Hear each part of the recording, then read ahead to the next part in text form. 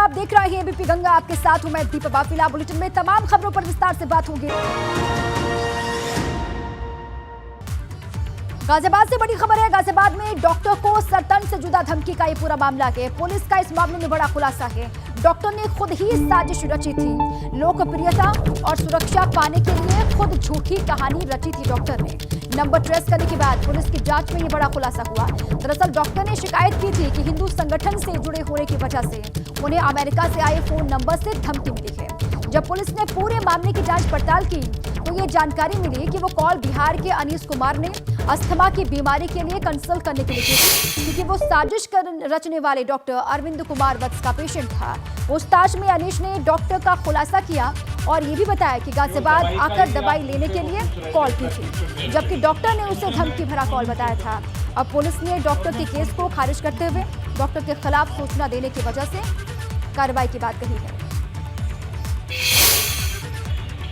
नहीं था, वैसे ही उन्होंने उनको भी चाहिए था ये नंबर, तो उन्होंने कहा कि दिखाओ। वैसे ही कॉलिंग में कोई प्रॉब्लम तो नहीं है उसमें बातचीत करने में। मैंने कहा तो एक काम करो, पहले आप यही नंबर ले लो। उससे मैंने फर्स्ट कॉल मैंने की थी उनको। अच्छा, डॉक्टर ने आपसे ये विदेशी नंबर की मांग की थी? हाँ, इस वजह से मैंने उनको वही सबसे पहले यही नंबर दिया था। उसके बाद उसी नंबर से ही बात हुई। हम लोग को ये पूरा मामला संदिग्ध लग रहा था और अब ये प्रूव हो गया है कि डॉक्टर ने अपनी लोकप्रियता पाने के लिए ये हरकत करी है। डॉक्टर के विरुद्ध झूठी सूचना पुलिस को देने के लिए, भ्रामक सूचना देने के लिए हम इस मैटर को एक्सपंज करके इसमें जो भी आवश्यक वैधानिक कार्रवाई हम तुरंत। लखनऊ से बड़ी खबर है। लखनऊ में मॉनसून सत्र को लेकर सपा विधानमंडल दल की बैठक खत्म हो गई है। मॉनसून सत्र के दौरान सरकार को घेरने की पूरी रणनीति बनाई गई, इसी पर चर्चा हुई।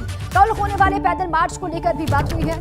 अखिलेश यादव की अध्यक्षता में सपा विधानमंडल दल की बैठक जो चल रही थी, उसी को लेकर यह खबर है कि बैठक खत्म हो गई। मॉनसून सत्र के दौरान सरकार को कैसे घेरना है, किन किन मुद्दों पर घेरना है, इसको लेकर इस बैठक में चर्चा। और कल होने वाले पैदल मार्च को लेकर भी इस विधानमंडल दल की बैठक में चर्चा हुई।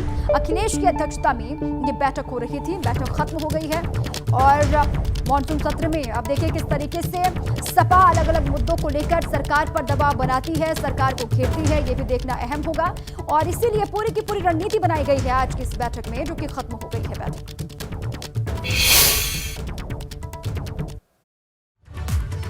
लगातार बढ़ती हुई महंगाई, बेरोजगारी, भ्रष्टाचार, बढ़ते हुए अपराध, विकास, जनता के मुद्दों और जन समस्याओं को लेकर के सारे विधायक कल समाजवादी पार्टी के प्रदेश कार्यालय से अखिलेश यादव जी की अगुवाई में विधानसभा जाएंगे।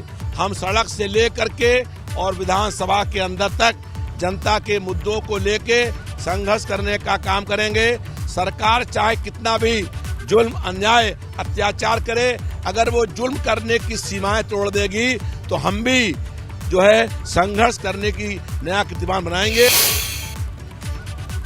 और वहीं कल से यूपी विधानसभा का मॉनसून सत्र शुरू होने जा रहा है और इसको लेकर आज विधानसभा स्पीकर सतीश महाना ने सर्वदलीय बैठक की। इसमें सत्र को सुचारू रूप से संचालित करने को लेकर चर्चा हुई और इस बैठक में सीएम योगी, सपा अध्यक्ष अखिलेश यादव मौजूद थे। तो इस बार खास बात यह भी है कि सत्र में एक दिन महिलाओं के लिए नाम पर रखा जाएगा और इस बार 22 सितंबर की तारीख महिलाओं के लिए तय की गई है।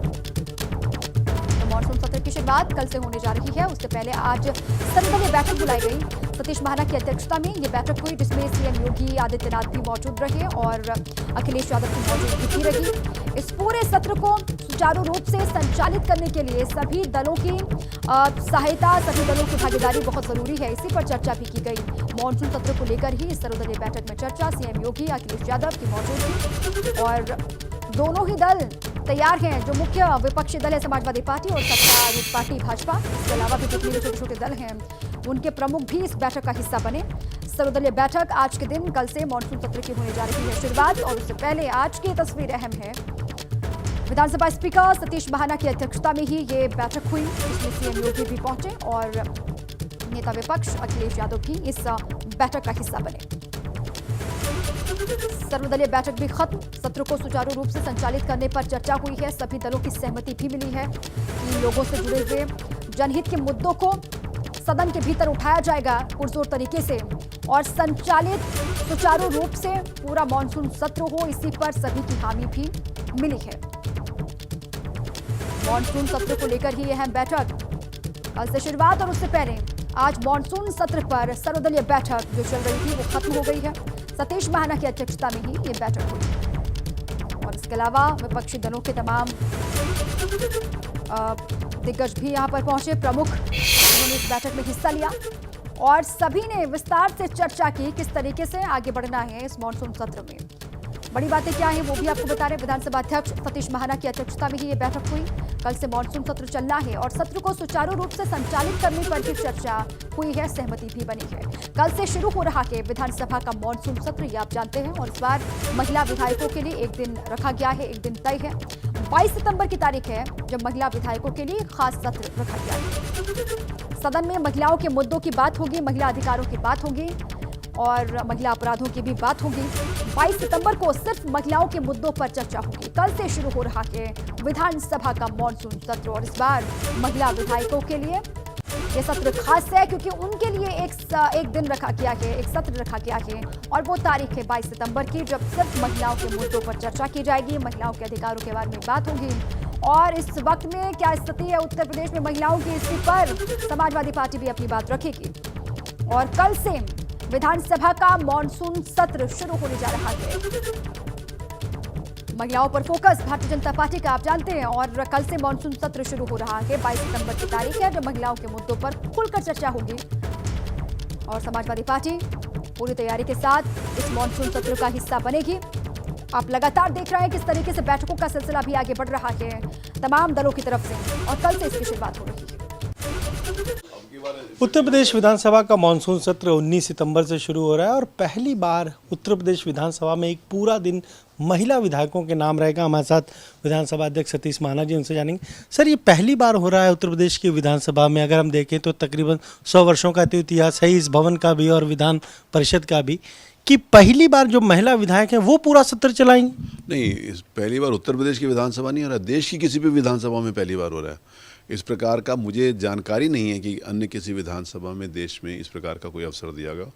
महिला दिवस के ऊपर तो कुछ महिलाओं के ऊपर अवसर मिला होगा, लेकिन रूटीन में एक सारे का सारा दिन महिला सदस्यों के लिए समर्पित और उनको अपनी बात कहने का अवसर दिया जाए, ये देश में पहली बार किसी भी विधानसभा में हो रहा है। और मुझे विश्वास है कि जिस प्रकार का उत्साह मैं महिला विधायकों के मैं देख रहा हूँ अपनी बात कहने के लिए, विषय के ऊपर जानकारी करने के लिए, उसके ऊपर चर्चा करने के लिए, तो मुझे अच्छा लगेगा कि सारी की सारी लगभग मेरे पास 47 महिला सदस्य हैं, मिनिस्टर्स को मिला के और पुराने और नए सदस्यों को मिलाकर। बहुत अच्छे पढ़े लिखे बहनें यहाँ पर हैं, बेटियाँ हैं यहाँ पर, कि जो उन्होंने बहुत अच्छी तरीके से, मैं बहन और बेटी के भाव के साथ कह रहा हूँ, महिला सदस्य तो माननीय विधायक हैं ही हैं, लेकिन बहुत MBA हैं महिला सदस्य, डॉक्टर्स हैं महिला सदस्य, एडवोकेट्स हैं महिला सदस्य, तो अच्छे सुझाव उनके आ सकते हैं। और उनका मैं कहता हूँ कि देश, प्रदेश और प्रदेश की 50% आबादी को वो रिप्रेजेंट कर रही हैं यहाँ पर, तो उनकी बात कहने का उनको अवसर मिलना चाहिए।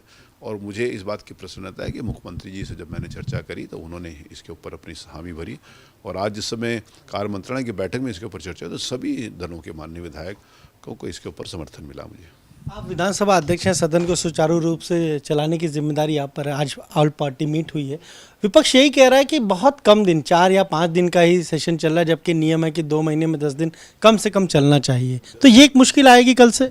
जितने दिन चले उतने दिन सब लोग अच्छे तरीके से चलाएं, यही मेरा निवेदन है। तो इस पर भी आज चर्चा हुई है कुछ? अब वो सरकार का होता निर्णय कि क्या बिजनेस गवर्नमेंट के लिए लेकर आना है, तो बिजनेस लाने का, बिजनेस बिल लाने हैं या फिर जिन दिनों बजट आता है उस पर बजट पर चर्चा होती है, जिसमें महामहिम श्री राज्यपाल जी का विभाग उसके ऊपर होती है। नियमों के अंतर्गत चलती है, परंपराओं पर चलती है, बिजनेस के कारण चलती है।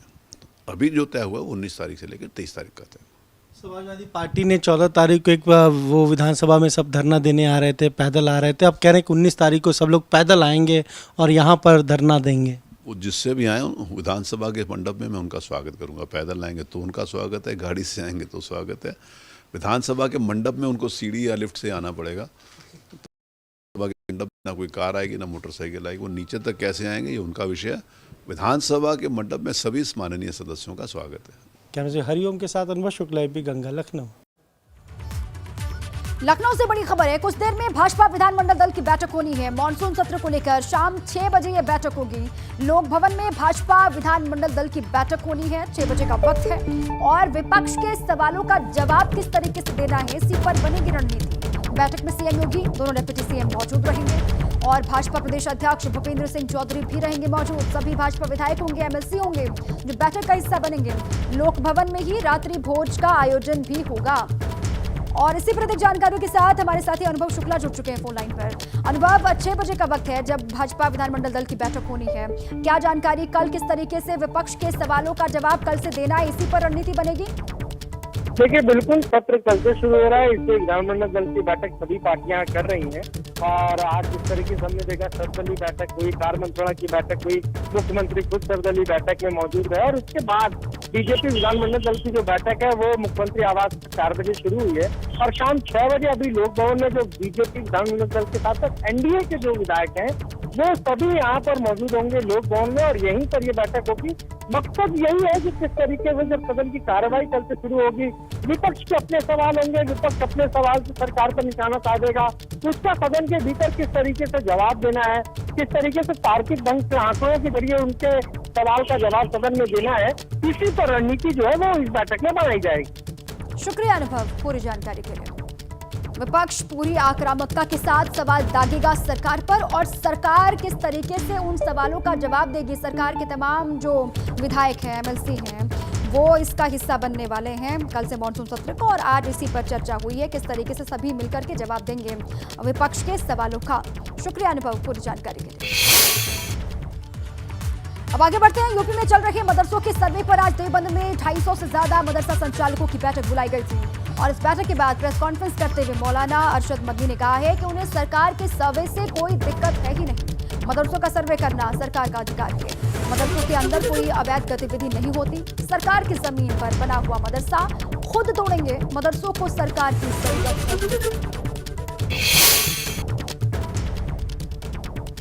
अगर कोई सर्वे के लिए आता है उसके साथ मुकम्मल ताउन करना चाहिए, मदद करनी चाहिए और उसका जवाब देना चाहिए।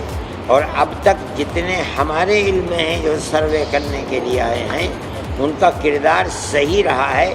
किसी जगह से कोई गड़बड़ी की खबर नहीं है हमारे पास, इसलिए हम तो उनका स्वागत करते हैं, उन्हें करने में कोई हर्ज नहीं है। अगर मदरसे की ज़मीन आपकी नहीं है, अगर आपने मदरसा पहाड़ी ज़मीन के ऊपर जो गवर्नमेंट की ज़मीन है, आपने जंगल की ज़मीन के ऊपर मदरसा बना लिया है, ग्राम पंचायत की ज़मीन पर मदरसा आपने बना लिया है, किसी दूसरे की ज़मीन पर मदरसा बनाएंगे, गवर्नमेंट की ज़मीन पर मदरसा या मस्जिद बनाएंगे, वो हकीकत ये है कि मदरसा और मस्जिद नहीं होगी अगर वो उसको तोड़ देते हैं, उनका हक है। जिस तरह मस्जिद हमारा मज़हब है इसी तरह मदरसे हमारा मज़हब है। अगर मस्जिद में नमाज पढ़ी जाती है तो मदरसों में नमाज पढ़ना सिखलाया जाता है। अगर मस्जिद में कुरान पढ़ा जाता है तो मदरसों में कुरान पढ़ना सिखलाया जाता है। जिस तरह हमें इंजीनियर की ज़रूरत है, एडवोकेट की ज़रूरत है, डॉक्टर की ज़रूरत है, इसी तरह हमारी लाखों मस्जिदों के लिए हमें इमाम की ज़रूरत है, हमें मुअज्जिन की ज़रूरत है। 20-25 करोड़ मुसलमान और उनके बच्चों के लिए दीन सिखलाने की ज़रूरत है। बड़ी खबर है, पीएम मोदी के जन्मदिन पर यूपी ने बनाया रिकॉर्ड। जी हां, पीएम के जन्मदिन पर 1,21,000 नल कनेक्शन दिए उत्तर प्रदेश ने। ये बड़ी खबर, पीएम मोदी के जन्मदिन पर यूपी ने रिकॉर्ड कायम किया कि पीएम के जन्मदिन पर 1,21,000 नल कनेक्शन दिए गए। 1,21,000 ग्रामीण परिवारों को नल कनेक्शन का तोहफा मिला है। कल देश भर में कुल 2,59,000 नल कनेक्शन दिए गए थे। जल जीवन मिशन योजना के तहत यूपी ने रिकॉर्ड कायम किया है और देश भर में किए गए नल कनेक्शंस का 40% हिस्सा अकेले उत्तर प्रदेश ने पूरा किया है। पीएम मोदी का जन्मदिन कल और इस खास मौके पर एक नया रिकॉर्ड उत्तर प्रदेश ने बना लिया। कानपुर से बड़ी खबर है। कानपुर में सीवर टैंक में उतरे 2 मजदूरों की मौत की खबर है। साथियों को बचाने के लिए 2 मजदूरों की भी हालत बिगड़ी है। कानपुर से बड़ी खबर, सीवर टैंक में उतरे 2 मजदूरों की मौत, साथियों को बचाने के लिए 2 मजदूरों की भी हालत बिगड़ी है। गंभीर हालत में 2 मजदूरों को अस्पताल में भर्ती करवाया गया। सीवर टैंक में उतरकर शटरिंग खोलते वक्त ही हादसा हुआ। निर्माणाधीन मकान में बनाया जा रहा था सीवर टैंक और बर्रा थाना क्षेत्र के मालवी बिहार का ये पूरा मामला है।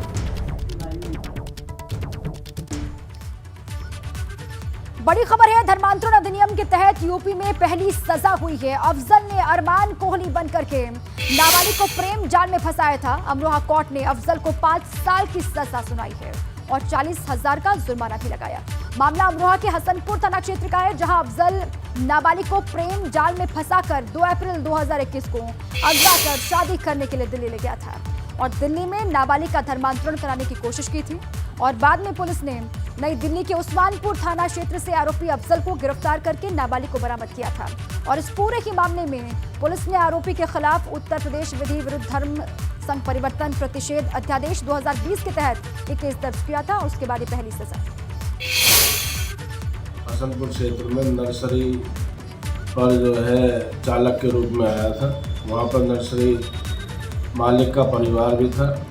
उसकी नाबालिग पुत्री को अपना नाम अरमान कोहली, धर्म हिंदू और शिव का पुजारी बताया, जबकि अफजल नाम था उसका वास्तविक और मुस्लिम धर्म था। उच्च न्यायालय ने दिनांक 16/9/21 को दोषी करार दिया और 17/9/21 को उसको जो है विभिन्न धाराएं लगी। उसमें जो है अधिकतम 5 साल की सजा और 40,000 रुपये जुर्माना। आगरा के सैया इलाके में प्राथमिक स्कूल का हाल बदहाल है। कमरा सिर्फ 1 है और छात्र 108 हैं। स्कूल में 1 से लेकर 5वीं तक की क्लास संचालित होती है। कुछ छात्र कमरे के भीतर तो कुछ बाहर नींद की छांव में बैठे। बच्चों को मिड डे मील दिया जाता है, लेकिन मिड डे मील भी उसी कमरे में है जहां पर छात्र पढ़ते हैं।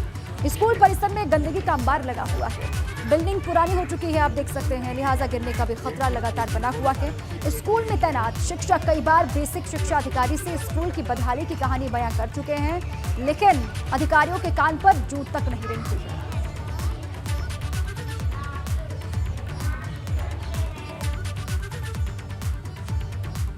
और इन्हीं तमाम खबरों के साथ ही बुलेटिन में अभी के लिए बस इतना ही।